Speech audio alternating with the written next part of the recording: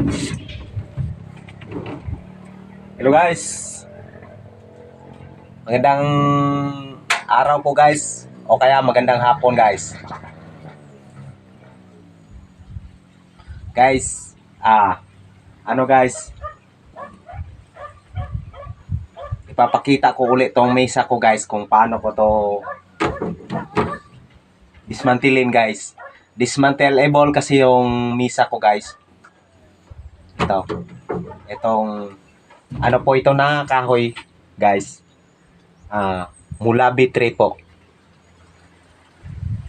Napakatindi na kahoy po. Matigas din ito. At hamak mo yun. 1969 po, nung pagdating po ng lulo ko po dito sa lupa namin. Itong katawan nito, itong mulabi tree, ano na po, tumba na po. Nakatumba na po, nasa lupa na po. Yung katawan niya, 1969 po. Pero nung 2012, meron pa po akong nakuha na katawan niya, yung natitira na lang po sa apoy. Mga nasa 1 metro na lang yung haba. Ito po yung ginawa kong pansahig nagawa kong sahig sa mesa ko po. Matigas pa yung nakuha ko, na-rescue ko noong 2012. Pero nung pagdating ng lolo ko po dito, 1969 po, yung katawan niya nasa lupa na po. Tumba na po sa lupa. Nakadapa na sa lupa yung katawan niya. Ito guys. Yung may natira, nakuha ko noong 2012 po guys. Meron pa akong nasinop. Nagawa kong mesa. Lamisita na lang po. Ganun na lang po ang haba niya. Mga nasa 84 cm po ito. 92 pulgada yata. 92 pulgada ang haba. Tapos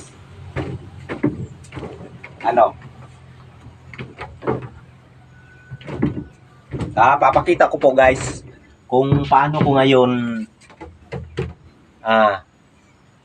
gibain tong mesa ko. Paano ko gigibain. Then ibabalik ko na naman ulit. So guys,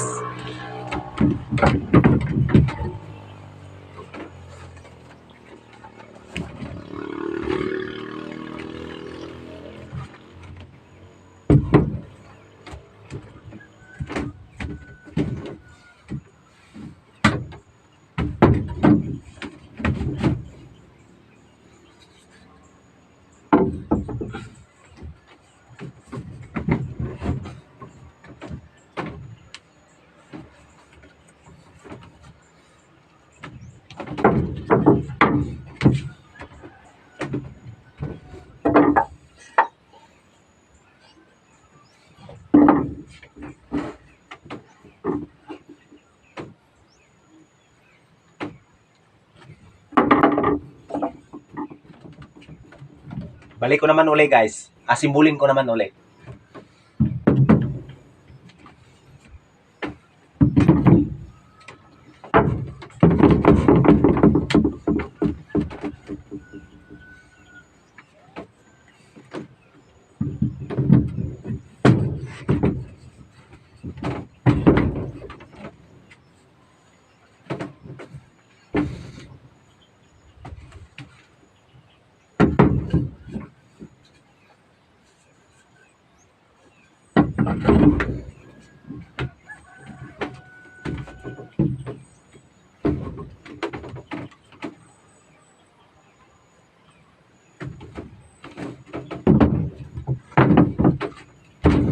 So guys, balik ko naman tong sahig ng mesa ko guys. Ito po guys.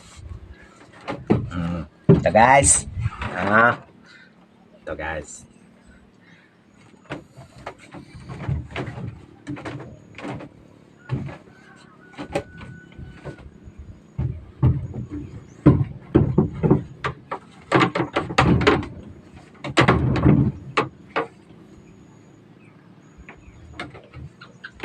Ito na po.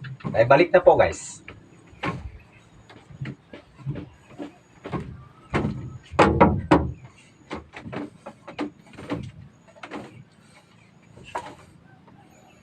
Lahat po to guys. Ugat na po ito ng ano guys, yung mulabi tree guys. Sa amin po dito yung tawag po ng mulabi tree sa Davao po. Sa Mindanao po. Tugas po guys. Tugas po na kahoy ang tawag dito. Pero in English po, mulabi tree po. Kalimutan ko lang po kung ano pong tawag nito po sa ano yung Pilipino sa Tagalog language natin. Po ano.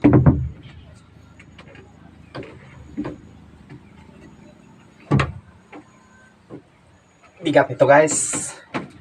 Mga 24 kilos guys o kaya 26 kilos. Mahirapan ang magnanakaw nito po. Guys. Wala. Hihirapan pong magnanakaw nito. Dahil ang bigat po eh.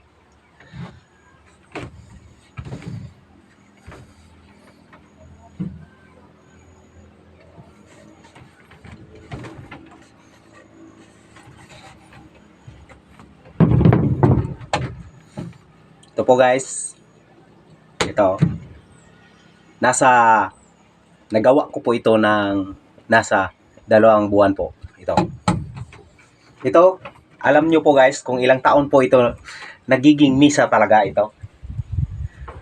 Ginawa ko po ito 2012 nung rescue ko nito nung paglinis, nag-umpisa ako ng pina-slice ko po ng manual nga lang ito nung pag-slice ko nito. Hanso lang po. Walang chinso po. Dahil po meron namang mga chinso po dito, kaya lang hindi ko po pina-chinso po dahil po masasayang po yung kapal na maaalis pagkain ng chinso po. Samantala yung hanso po, ang nipis-nipis lang po ng kain ng hanso. So sinisinop ko yung kahoy guys dahil po sayang naman ang kapal ng makain ng chinso eh. Halos kumain niya ng 1.5 cm o kaya 1 cm yung kakainin ng guide bar ng chinso. Kaya hindi ko na ipinapachinso po. Hinahanso ko na lang po. Pag nito, slice lahat ito. Kahit ito nga, halos lahat ito po. Hanso na po ito. Kaya nabuo ko talaga itong mesa ko.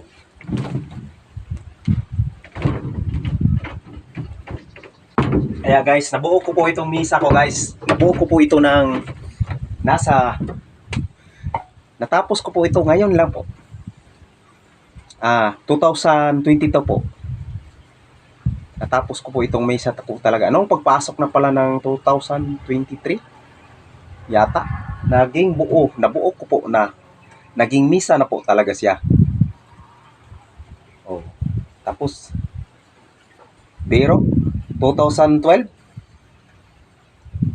hanggat nabuo ko, na-assemble ko po, nagiging misa po siya. Ngayon 2022 bago ko po naging misa ito dahil hinahanap-hanap ko pa yung mga ibang materyales po niya guys. Ito. Halos manual lang talaga yung pag-ano ko nito. Ito.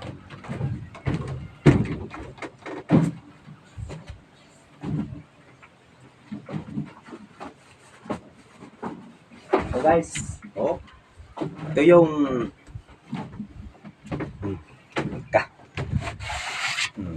ito lang po yung nakapagtapos nito lahat. Lahat yan sila, yung mga upuan ko. Ito lang, hanso lang po ito lahat.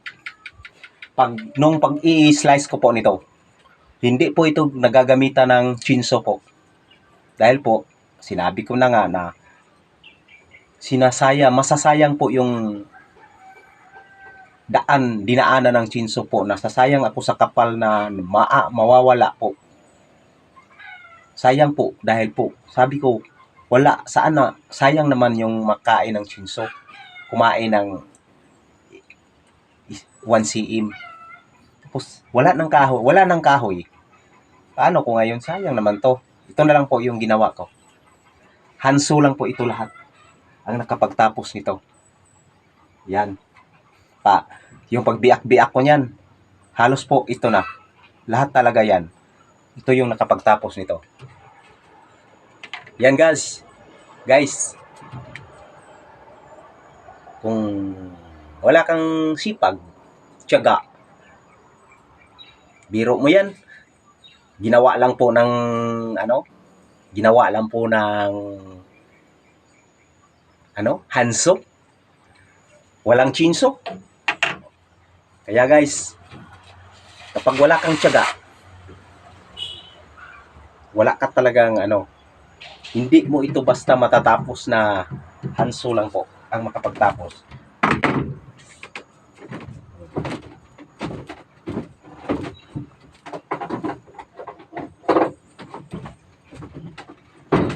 Pagkatapos nito guys, lahat ito guys, ito po guys, lahat po ito guys, ito lang po ang naglilinis sa kanya guys. Wala na eh. Hindi ko po ginagamitan ng katam. Wala nang katam ito. Ito plain talaga ito.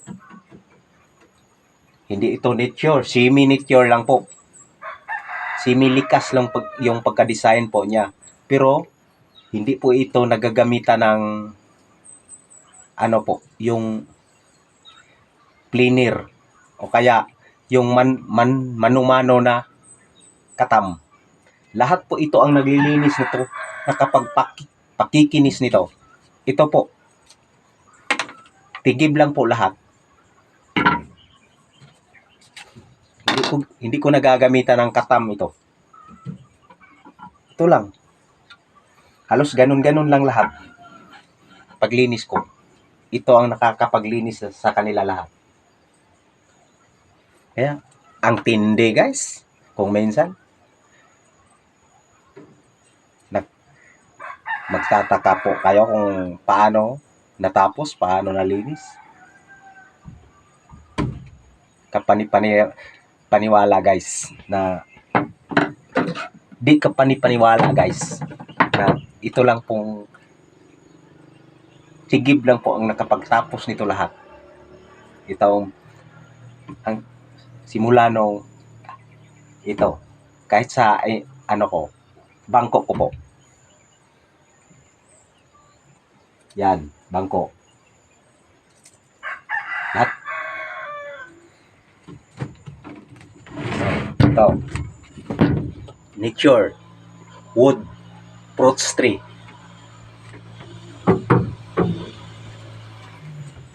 Ito lahat yan. Ito lang yung tumapos niyan.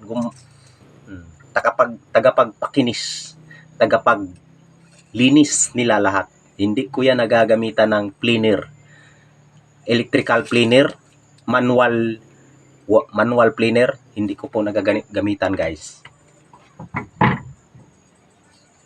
Ito lang. Ito lang po. Kaya, ang tagal natapos po. Guys?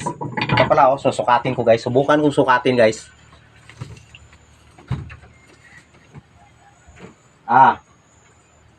ETCM pala guys. ETCM yung taas niya. Yung haba. Yung lapad naman niya guys. Susukatin din natin guys. Sukatin din natin yung lapad guys. 52 cm guys. 52 cm lang po yung lapad niya. 52 cm. Yan lang po.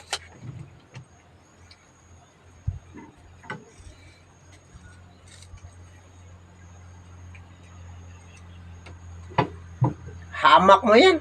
Ginawa ng 2012. Natapos ng nabuo, nagiging misa po. Natapos ng 2022, nagiging misa siya.